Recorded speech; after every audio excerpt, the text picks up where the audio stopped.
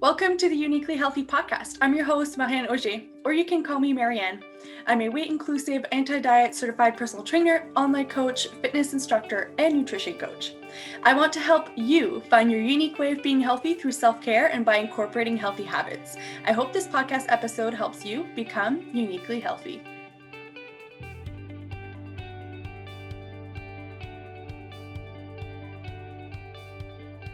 So in today's episode, I am talking to Chanelle Belliveau. Her pronouns are she, her.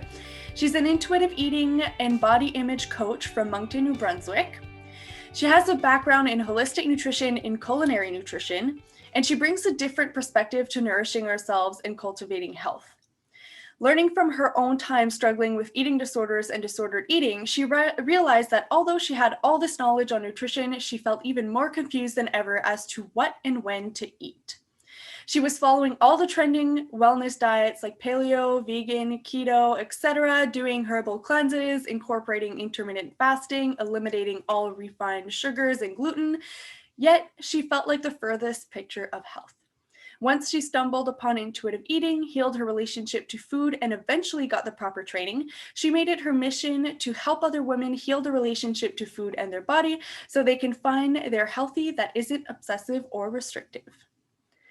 So in this episode with Chanelle, we're talking about intuitive eating and all the misconceptions that are out there about intuitive eating, or maybe not all, but we try to address the most common ones.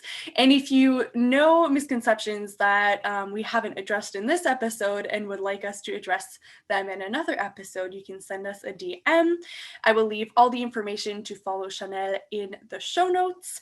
And I just want to give a quick trigger warning that we are talking about diets and we mentioned some diets. So if that's triggering for you, then you can feel free to skip this episode and follow up on whenever we upload a new episode. Also, quick note that the information in this podcast is for educational and informational purposes only, so please speak to your medical doctor if you have any questions.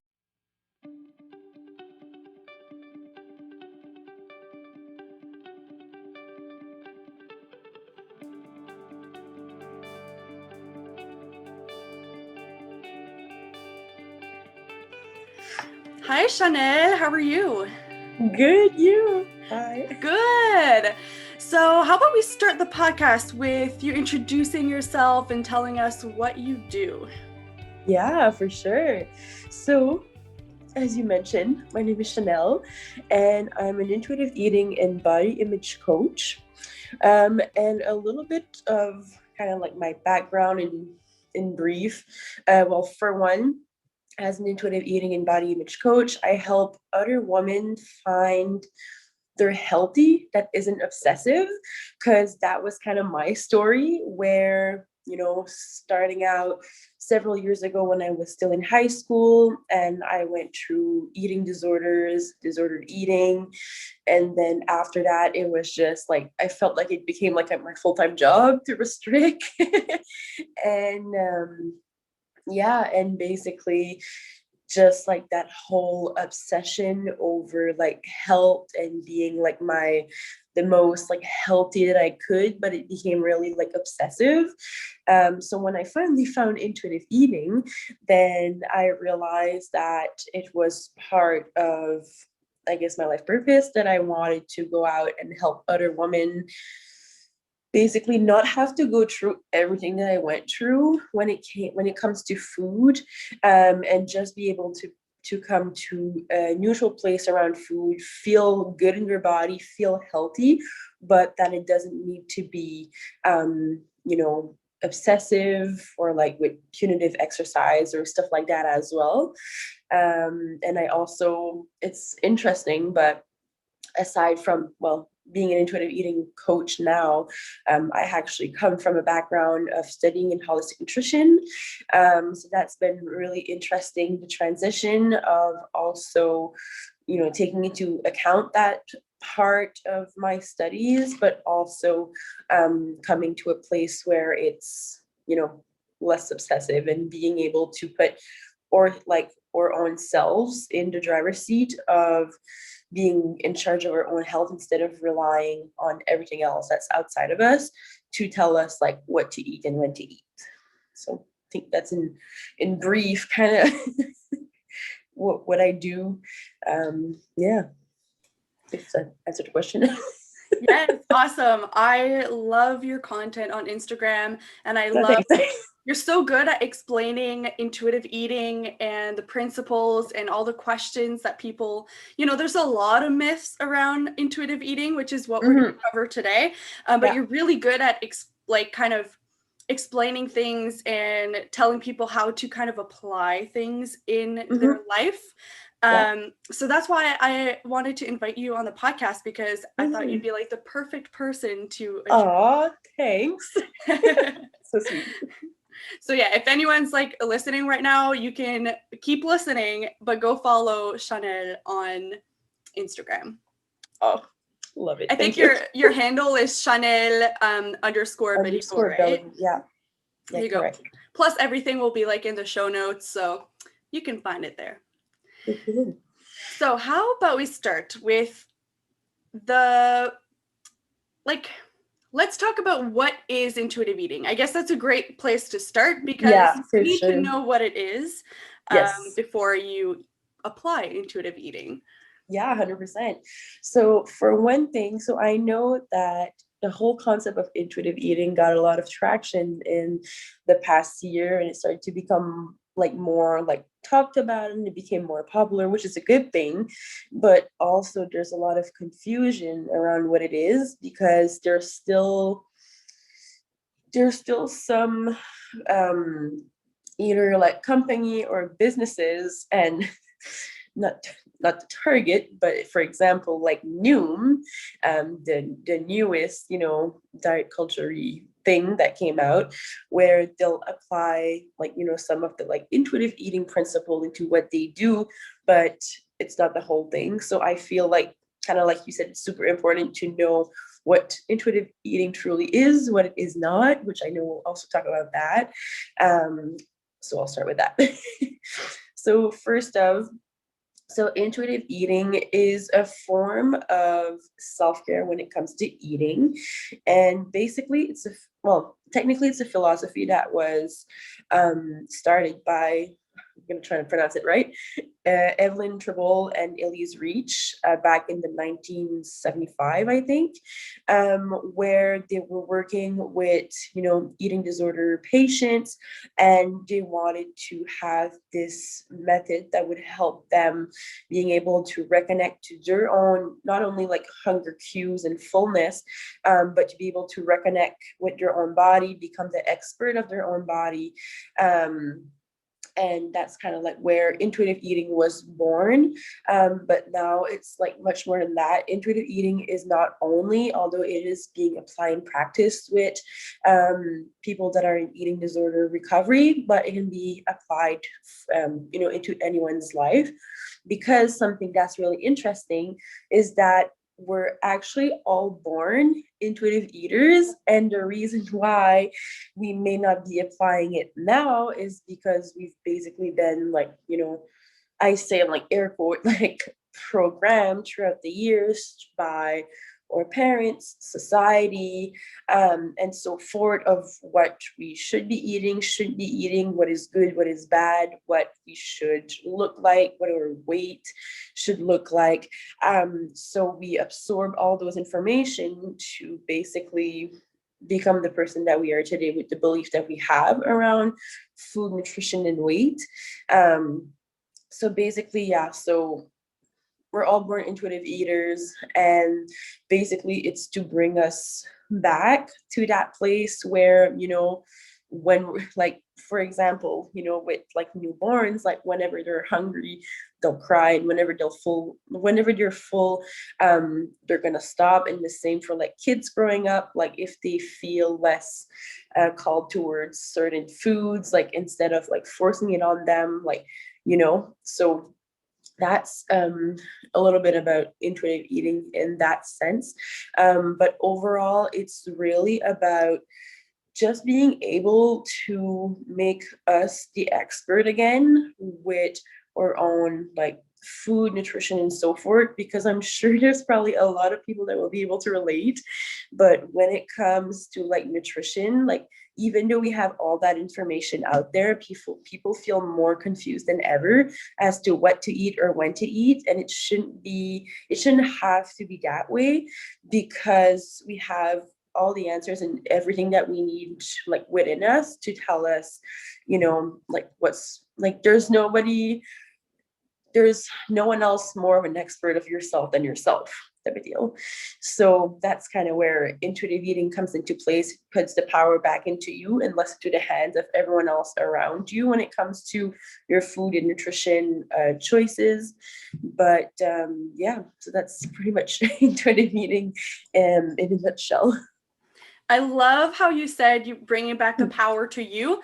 Mm, That's honestly like what intuitive eating is. And mm, like you mentioned at the beginning, also, there's a lot of companies, many of them, mm, they say they're anti-diet, or they say something about intuitive eating, but a lot of those diet companies like to co-opt the anti-diet words and anti-diet like yeah, principles and make it their own and still make yeah, it a diet.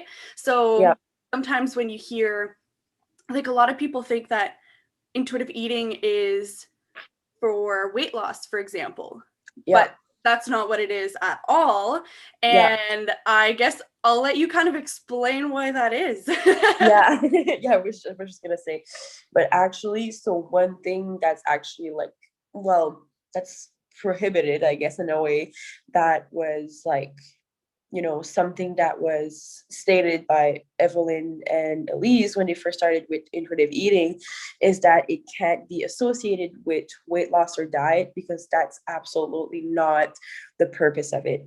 So with intuitive eating, what happens is that it's not, and I guess the reason why it's not a diet, or why it isn't like, the thing to go towards if you want to lose weight, because the focus is not on that, because it's rebuilding, your good relationship with food and your body, and not so much like if you focus solely on, wanting to lose weight, then it kind of like interacts with trying to heal your relationship with food, because weight itself isn't a sole measure for health.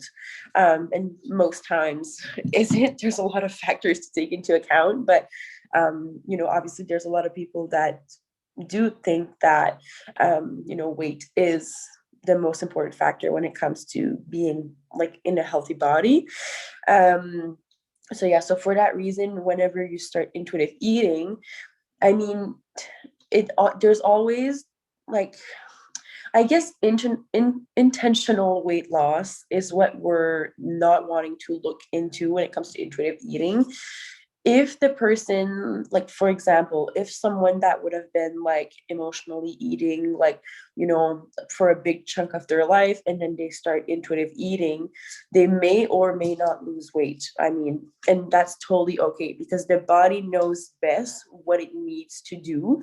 And if that's what the body needs, once that, all the principles have been applied and the person feels good in their body, and weight has been like put on like the side burner for a sec, then if that's what the body needs to do, that's what the body needs to do.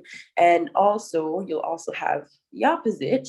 So for example, when I started with intuitive eating, and I finally stopped restricting, because like I was like obsessively not eating enough, and I was eating like very little food. I was stressed out all the time. So whenever I started with intuitive eating, I did gain a little bit of weight in the process, and that's also okay, because the body knows best what it needs in order to function. But again, so the whole concept of intuitive eating, the focus isn't on the weight itself. I mean, the weight may fluctuate and also may stay the same. Again, that's also okay. But that's not the focus. And again, intuitive eating is not a diet. And something I should also mention, because I know it gets confusing, But if ever anyone's wondering, like, oh, well, I don't think like this is a diet, or like, oh, well, I'm not, dieting, or like this doesn't look, like a diet, anything that has for the purpose of losing weight, one, as like the intentional like purpose of it, that's a diet. And for also, because in the realm of the work that I do, because that's my own personal experience, I never really chased like weight loss through the years. It was always trying to like be like healthy, but like true restriction. So what like but basically, like, for me to restrict, because I was already like in a thin body, I was restricting because I was fearing being in a bigger body. So for anyone that may be restricting because they fear what could, happen, or their body changing, that's also considered, a diet. So all the like the lifestyle changes and the moderation, and like, if ever it does contain any types of restriction for the purpose of like, I understand that people are well intentioned, like have good intention when they're trying to like, feel their best and whatever, but whenever it's restrictive, either wants to lead into weight loss or to like stay in a thin body, because of the fear of fat or weight gain, then that's dieting in a nutshell. It's just diet culture that's just framing it and phrasing it differently nowadays, because people don't believe in diet anymore. Yes, Yeah, it's very true. And I'm glad you brought that up because, like you said, people, it's like not cool to diet anymore. It's yeah, like 100%. almost like not taboo, but like if someone says, "Oh, I'm on a diet," people are like, Yeah, really?" Like, yeah, it's like so passe. Like, right, exactly. That's like so 90s. Stop it. yeah, But yeah, yeah, like you said, now it's all lifestyle changes, yeah, and just, oh, I'm doing this for health. But, like you said, if there's any type of restriction, or if there's any type of, wanting to stay in a certain body or get to a certain body, then yeah, it's ultimately a diet with yeah, this great word. yeah. And that's also why I'm so interested in the work that I do, because that's also because it's getting so tricky now, because now that it's like, diet culture is like twisting the words, and it's making it look like, really like healthy. Like, for example, like whenever I was going through, my eating disorders back when I was in high school, well, people looked up to me. They were like, wow, like she's so motivated. She looks so healthy. She's like eating so good, like only drinking like green juice. And she goes to the gym like every day. Like, wow. And but yet at the same time, like I seemed healthy on the surface, like on the surface, because I was thin. So people automatically assume that was, that I was healthy for that reason. But it really wasn't the case. And that's why, like, nowadays it's so easy to see, like, people dealing with eating disorders or disordered eating, and we won't bat an eye because we think like, oh, well, my God, you're so healthy, like they're doing all those things, like. So it's really important to bring the conversation forward and really like bring that concept and that information to the world so that people can become a little bit more aware, because yeah, diet culture is just getting really sneaky in that way. Yeah, I kind of experienced something similar in high school. I would do the same thing. I'd eat like quote unquote healthy, whatever that Mhm. means, right? Yeah, And I would exercise. I would work out after, sorry, I would work out after school every single day, and people yeah, were like, "Oh my God!" And I was losing weight, and people are like, "Yeah, you're so healthy. You're doing so good." And yeah. my friends would like admire me because I was so like I was doing what I was supposed to do, quote Yeah, unquote. I was like 100%. doing the right thing. Yeah. But then it was very miserable because Mm, counting calories and trying to, get thinner or not gain weight. And it's very obsessive, and it's mm-hmm. like, it's very time consuming, and it could like it 100%. took my whole mind space, like when you Yeah, have to go to a family dinner and all you can think about is the pizza and how much you should eat of it and how much you shouldn't eat of it. I mean, that's yeah, a little intense. yeah. I do agree. Yeah. So I guess that kind of leads into, a lot of people think that intuitive eating is eat as much as you want whenever you want. Mm, So let's say I go to that family dinner and it just means that I can just like eat all the pizza and yeah. I can do it whenever I want. So do you want to kind of Mhm. elaborate on how that kind of is intuitive eating, but it isn't at the same time? Yeah, yeah. I know that's like I get that question so often because it can sound confusing, right? Because it's like people will come to me and they'll say like, how can this be healthy if all I do is eat pizza and chips and ice cream all day long? But what's the reality of intuitive eating is that that's not how it works. And there's two things that I'm going to cover on that. So for one, um, I guess there's the concept of habituation that they call, and basically what that means is that it's how our interests will decrease in certain thing the more we're being exposed to it, and that's been studied, several studies out there for that to prove that concept. And to give an example before I dive a little bit more into it, it's the same as if you would like get a new car or clothes, or you would, I don't know, buy this new toy that you've really been wanting, or like, I don't know, computer, whatever. So you get all those new things. Obviously, it's super exciting at first, but eventually kind of wears off. The interest wears off after a while, and that's super normal. And that's the same way that it works with food. So when we start incorporating all foods, right? So yes, there's some truth to it where we say that, you know, we're allowing ourselves all foods, whenever we want. But what happens is that even though that we think that we just won't be able to stop and we're just going to eat all of the things all the time, the real I guess the real thing that's going to happen is that yes, at the start there's going to be some excitement around it. So there's the possibility that you may like eat those foods that you've been restricting for quite a long time. You're gonna You may go and eat more of those foods. You may eat like in quote like excess, and when I say excess, I'm just saying like to the point of like being overly full and feeling kind of like sick. I know we've all felt that way at some point. um so you may feel like you're out of control around food, but I also call that, whenever I work with clients, I call that the buffet effect. So another example is when people go on vacation for, let's say, like a week, and it's like an all you can eat buffet. Well, you get there, and obviously if you've been restricting, most people will probably be able to relate that, you'll get on vacation and it's like, oh, well, I'm eating whatever I want. I'm on vacation, doesn't matter.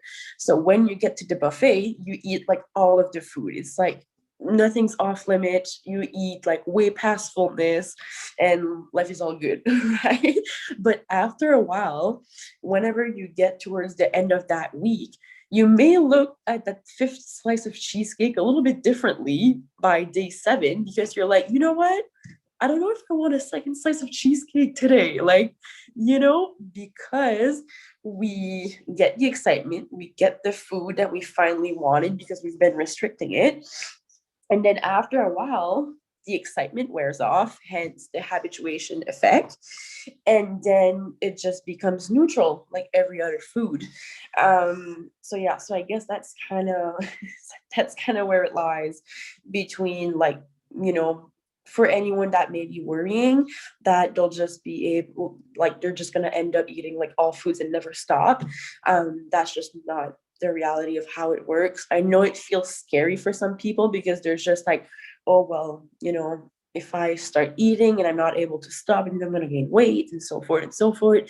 But yeah, that's kind of not how it works.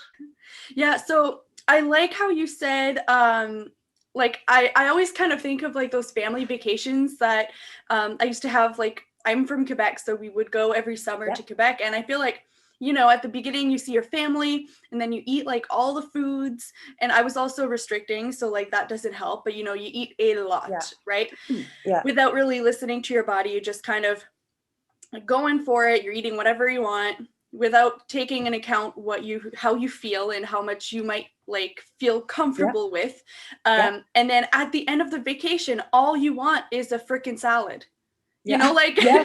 all you want after eating like a bunch of like really rich foods, at the end of the vacation, you're just like, can someone please give me a bowl of salad?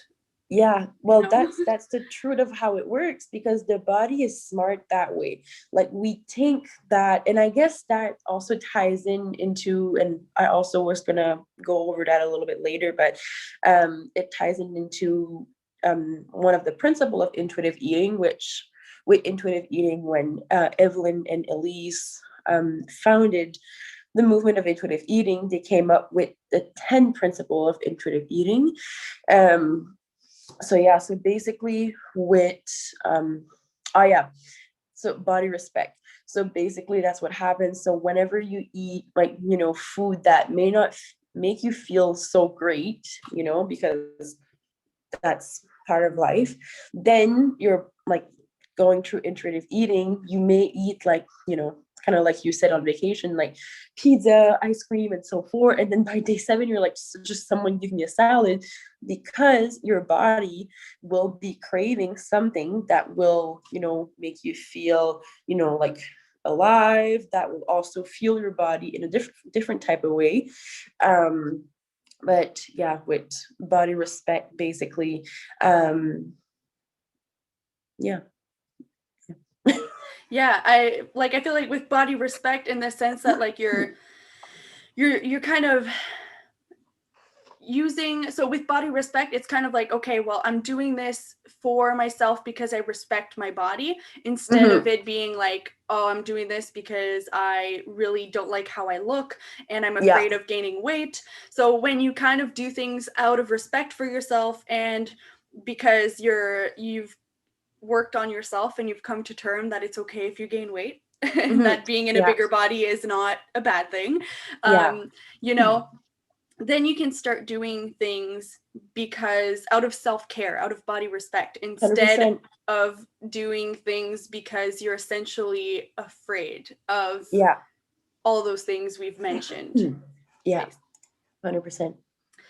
Another thing of about intuitive eating that people kind of also turn it into a diet Mm. is only, so they say like one of the principles is to kind of listen to your hunger cues and all that stuff. So people think that you can only eat when you're hungry and stop when you're full.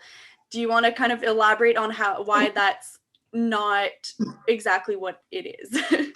Yeah. Well, just like I had mentioned previously, how there's a 10 principles of intuitive eating. So that's often something you'll see even in like other types of like programs, and like diety programs, in air quote, where you'll see that they'll take the concept of honoring your hunger and your fullness, and then make it intuitive eating. But that's not the case. That's not how it works, because there's 10 other 10 principles in total, which I'm going to go over right now. So pretty much, and also a big thing with intuitive eating that's I find is just super fascinating, is that yes, there's like, listening to your like hunger cue, fullness, the satisfaction, and so forth. But a big part of healing our relationship with food actually comes down to mindset. And I'll explain a little bit on that later. So, for the 10 principles of intuitive eating, we have rejecting the diet mentality. So, that's basically like coming to terms and realizing that diets don't work. I mean, it may work short term for people wanting to lose weight, but there's been several studies that has proven that diets don't work for sustainable weight loss for, like, between 1 to 4 or 5 years, and that most people that will lose some weight will get it all back and then some. And like, this is like proven facts. Like, again, there are several studies of that out there. So rejecting the diet mentality, basically putting our desire to lose weight on the back burner just for now, so that, because if we're not able to do that whenever we start with intuitive eating, it's just going to interfere with every other principle, because we're going to try and make it into a diet, which again it isn't. It's to heal a relationship with food. So that's the first. The second one would be to honor hunger. So that's, eating whenever we're hungry, which I should also mention that if there's anyone that may be doing like intermittent fasting, that's going to interfere with honoring your hunger. Because if you're telling yourself that you can't eat until a certain hour, and then you may be hungry, but you just try to push through it, then you're suppressing basically your hunger signals, and it becomes weaker and weaker over time, to a point where we see that in like long time restrictors or people that went through eating disorders. And it was literally what happened to me as well, but it was that I felt like I was never hungry, but that, like, it wasn't the case. It's just that I felt that way because my hunger signals were so weak through suppressing them throughout the years, that I just couldn't feel them anymore. So honoring our hunger, so eating when we're hungry, and that also ties in with basically our fullness, which is the sixth principle of intuitive eating. So basically on the hunger and fullness scale, seeing like how hungry we are, eating, and then also noticing our fullness. But also on principle number 3, we have making peace with food. So that's starting and basically putting, it's like the whole concept of like, we have all those foods that we think is like really, really healthy, and all those foods that we think are bad. So we have to bring them to like a neutral slate, where everything, like all foods, become neutral. There's no good versus bad. I know that it can sound really like daunting to some people, because it's like, well, there's no way that like, chips are healthier than kale and so forth. But it's just to really go and like, until we're able to come and make peace with those beliefs that we have around food, it's just going to make it really hard to go forward and again heal our relationship with food. Fourth would be to challenge the food beliefs. So basically that's part of like basically challenging the beliefs that you have around food again. So that even could apply, with body weight. So you may believe that people in bigger body are unhealthy, are like less worthy and so forth. And you may think that you're a better person for eating a certain way, and so forth. So like challenging the food police is really going into the beliefs that we have around food that may keeps us stuck from really applying intuitive eating into our life. We have the satisfaction factor, which is also a big part when it comes to the hunger and fullness, because yes, there's honoring your hunger. But if, let's say, I see that so often, but if, let's say, you feel hungry and you're like, oh, well, I'm like truly craving, like, I don't know, like chips. So you end up and you go, okay, well, I'm just gonna eat some like raw vegetables. And then you eat that and it's like, I don't feel satisfied. So you go and then you eat like the veggie chips that are like air fried or whatever. And then you're basically just like still not satisfied, and you eat the next thing and the next thing, and then next thing you know, you still end up eating the chips anyway, because you haven't hit the satisfaction factor from the get-go. So that's also a really big important part of that. And then the last four principle, we have basically looking at our emotions, so like emotional eating and how that comes into play. So addressing that. We have body respect, which we talked about.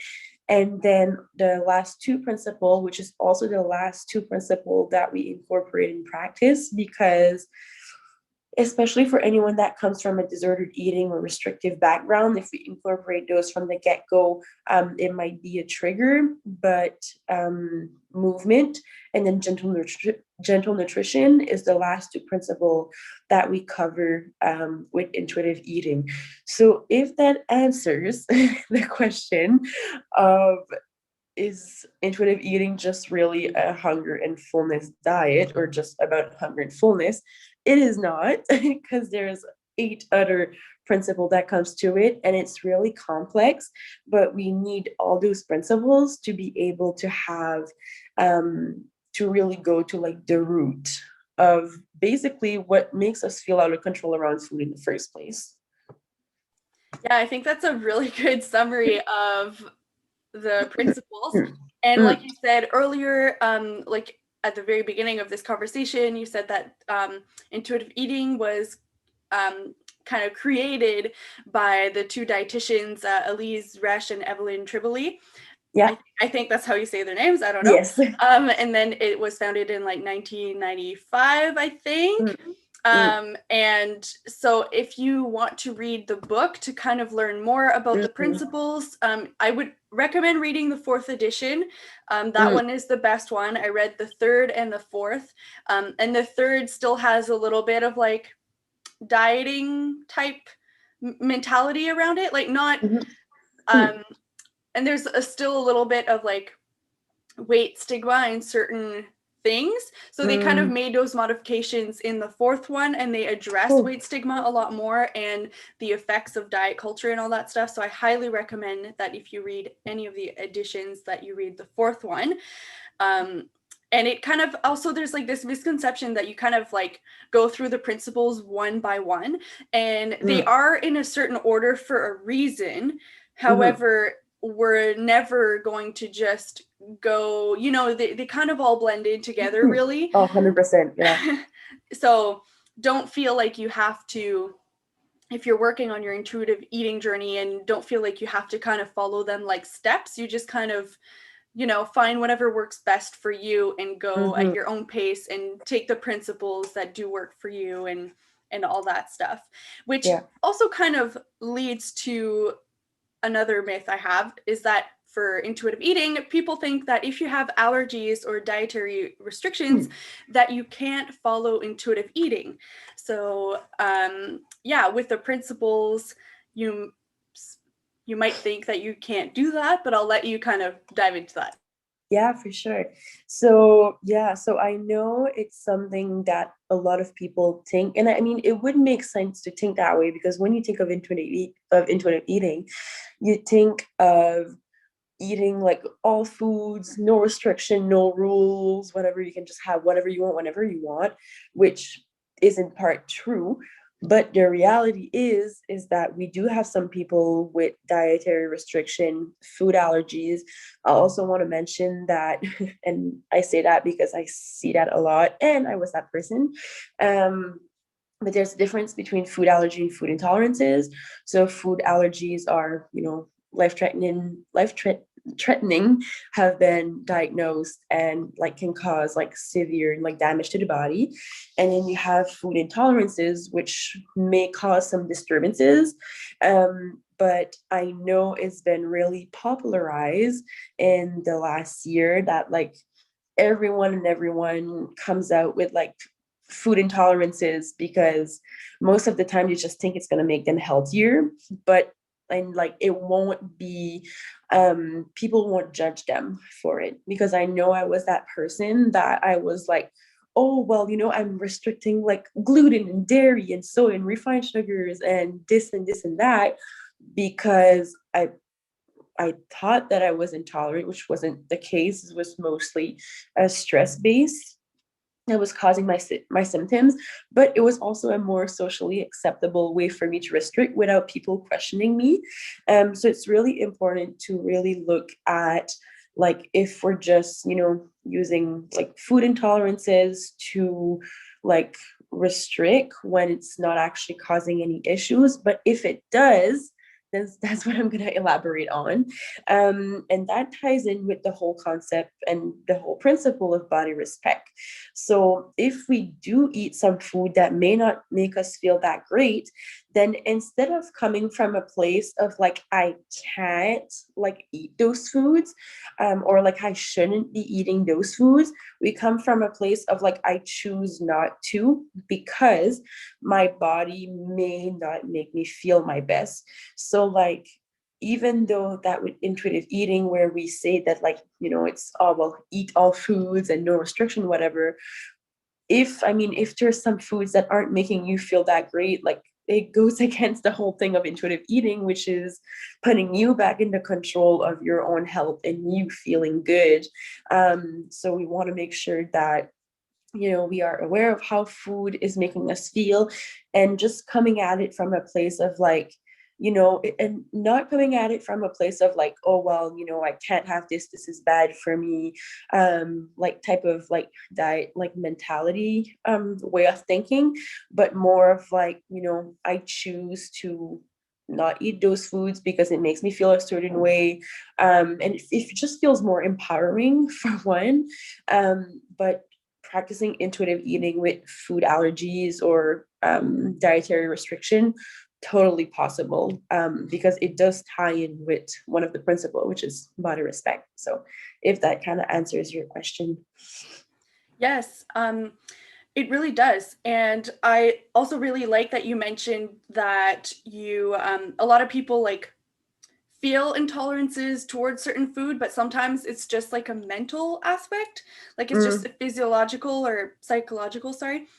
yeah. So like if you really think that gluten is making you feel will cause you bloating or whatever, you might experience it, but not because you're actually intolerant, but because Mm-hmm. your brain is kind of telling you that that's what you should feel. So I Yeah. think if you feel that, I feel like the best thing would be to go talk to your doctor and Mm-hmm. get an actual allergy test. Yeah. Get some tests done to make sure that you're actually allergic or intolerant to something, so that you can make decisions that are based on like your actual intolerances, and not, especially at the very beginning, you might have those rules in your head Yeah. that certain foods are quote unquote bad, so then when you Mm-hmm. eat them you feel discomfort, but it might not be the food that's causing that. In a way it might just be like the way you think about food. I hope that kind of makes sense. Yeah, it makes sense in my world, but yeah, I was gonna add, because something that's kind of, well, ties into that, and that's really interesting, is because when I started working with my non-diet coach, the lady that taught me all that I know today about intuitive eating, well, I remember our first consultation, and she was like, oh, so like, you told me that you practice intuitive eating. I was like, yes, but I'm not allowing myself, gluten, dairy, soy, refined sugars, because it doesn't make me feel good. And she just asked me this simple question that just like was life changing. And she was like, but does it really do? And I was like, how dare you challenge me on that? Like, obviously I feel that way. I was like, I'm not like imagining those symptoms, right? And she was like, but does it really do? And she just made me really dig deeper on that. And then comes to find out that yes, I was experiencing symptoms, but it wasn't because I was actually intolerant to all those things. It's because I was sitting down and I was already stressing about the fact that I was eating food I wasn't supposed to, which stress creates like havoc on gut health, and like just how we like, or digestion, and just our body in general. So I was sitting down really stressed, and then I would eat, and in my head I was like, I'm gonna be so sick, I'm gonna be so sick. And then I would be sick. But when I came about with a way that I was like, I'm just enjoying those foods, I feel neutral about it, and I'm not like bashing myself in my head about how I shouldn't be eating those foods, I came to realize that yes, I wasn't actually gluten intolerant, nor was I soy intolerant. Refined sugars are not going to kill me. And I also realized that I could take dairy, in certain amounts. That was like that still worked for my body. Like I couldn't go and like eat full blocks of cheese every day, because then I would literally like feel it in my body.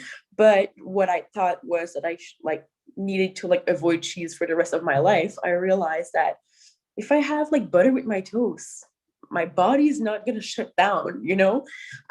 So that was just my own experience. I thought it was really interesting, but I also want to mention that, like, I mean, like food intolerances and food allergies are also real.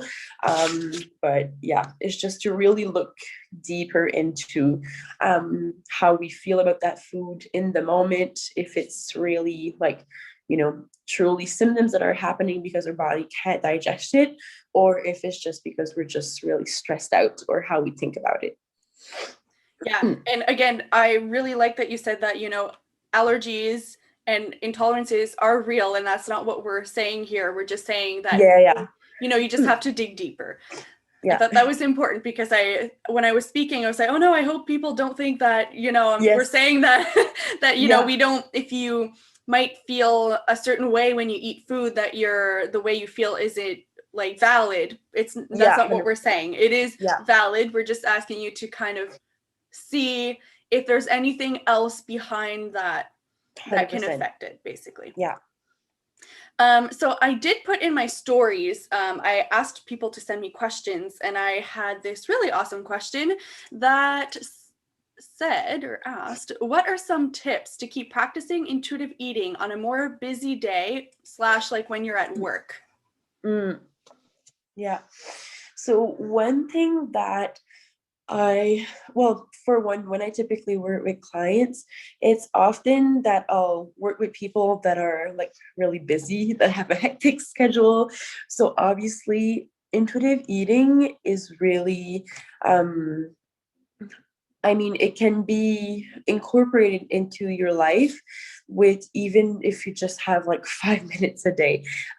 So if you don't have like, I know, again, there's a lot of principles. It can seem really overwhelming. People may think that, oh, well, I need to spend hours every day working on my intuitive eating to become an intuitive eater.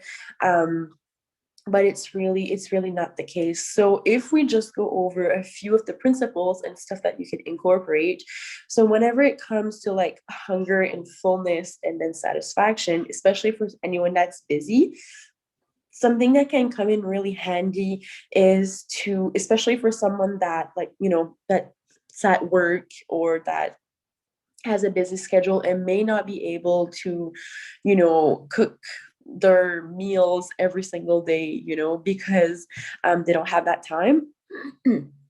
So to be able to honor our hunger and the satisfaction factor, something as simple as like meal prepping or just preparing snacks can come in really handy. When I'm saying meal prepping, I'm not talking about like I'm gonna say it like that, but like the way I picture it in my head is like the gym bros kind of like ways of meal prepping, with like just the chicken breast, the broccoli, and the rice, and that's it.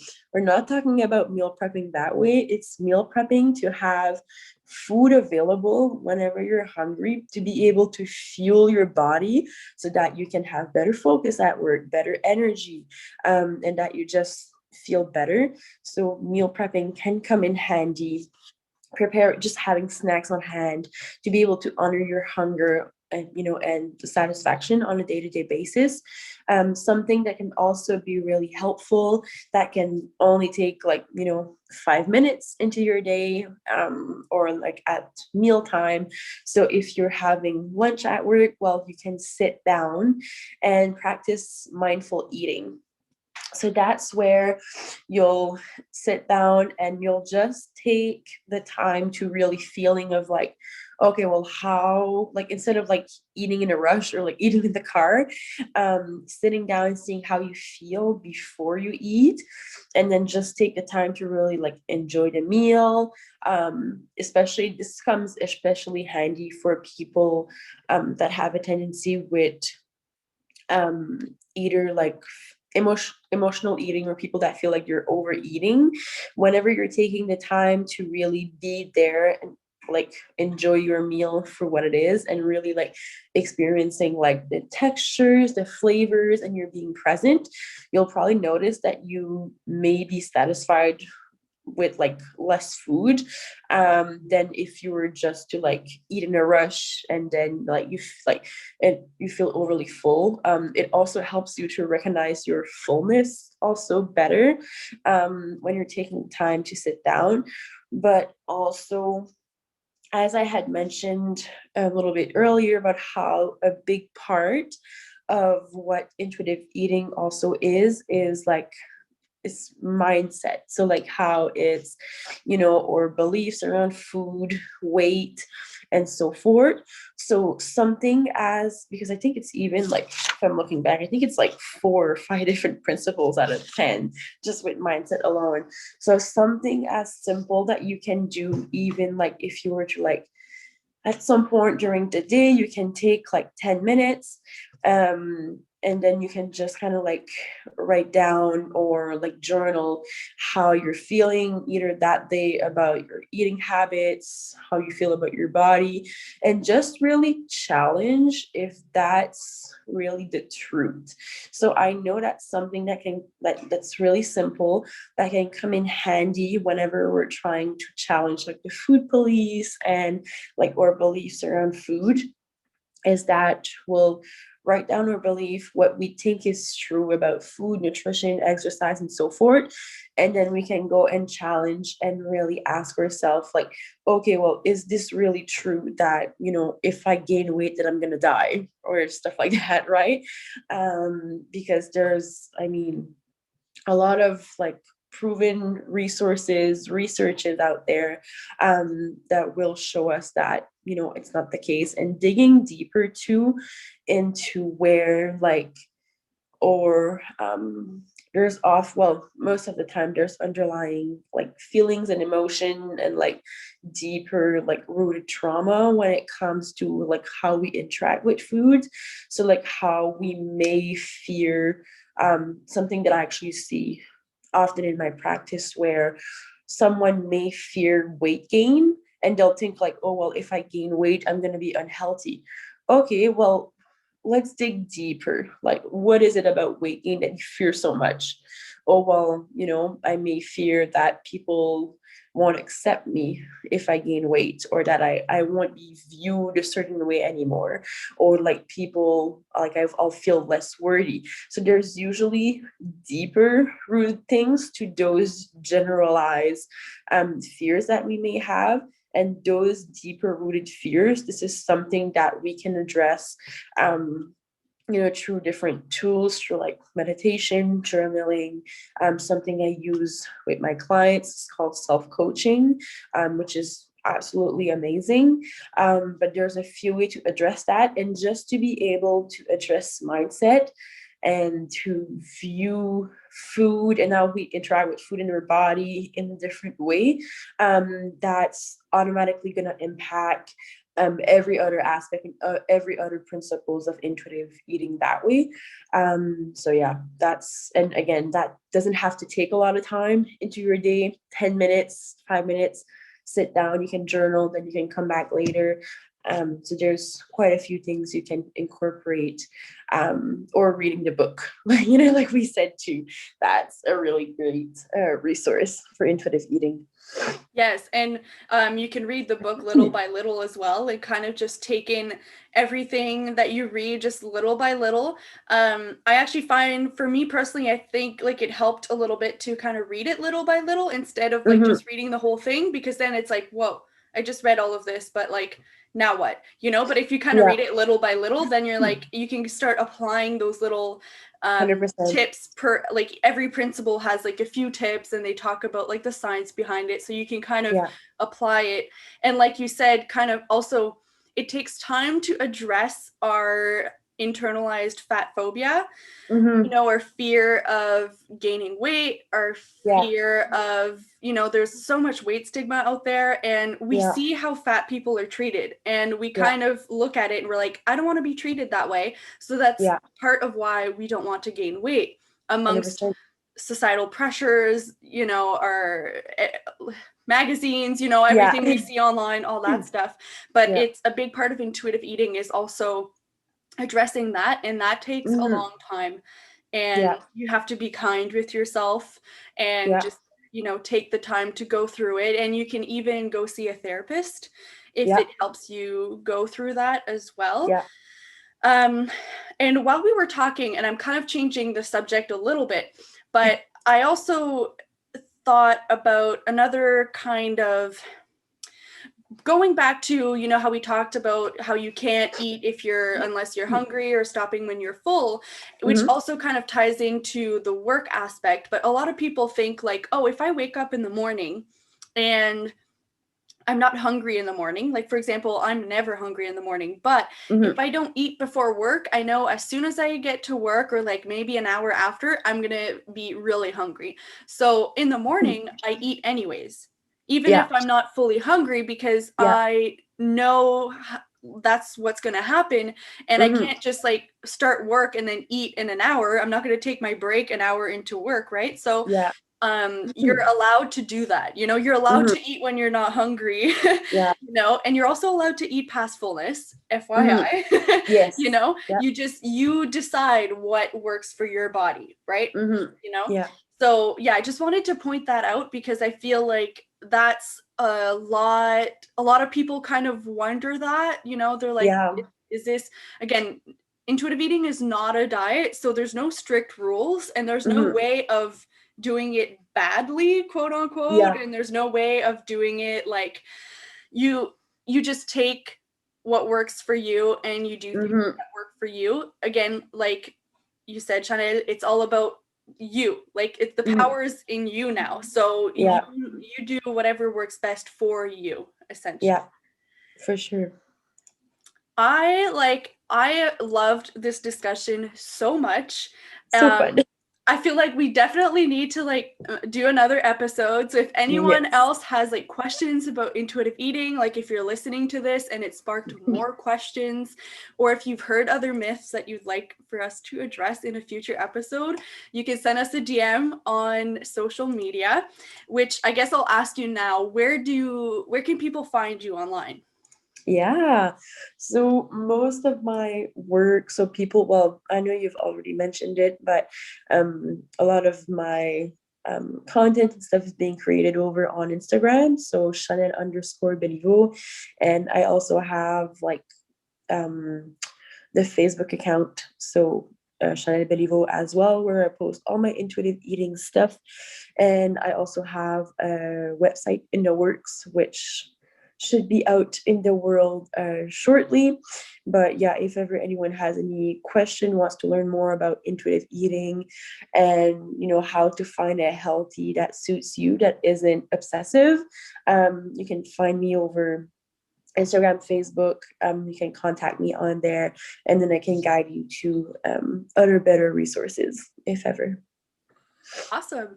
Thank you so much for joining me today, Chanelle. This was an awesome conversation, and I'm looking forward to working with you in the future. Awesome. Thank you.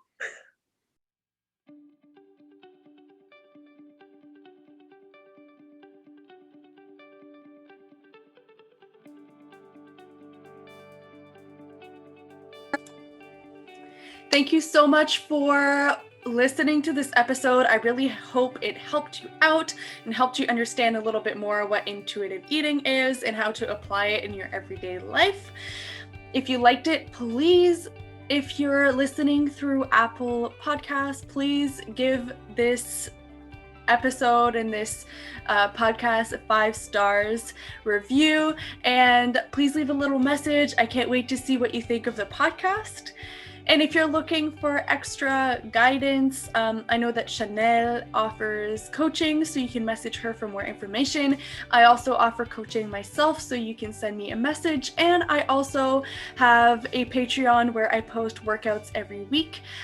You also have access to exclusive newsletters, and I also post affirmations and journaling prompts every week as well. So there's lots of goodies. So if you're interested in joining the Patreon, I will leave the link in the show notes.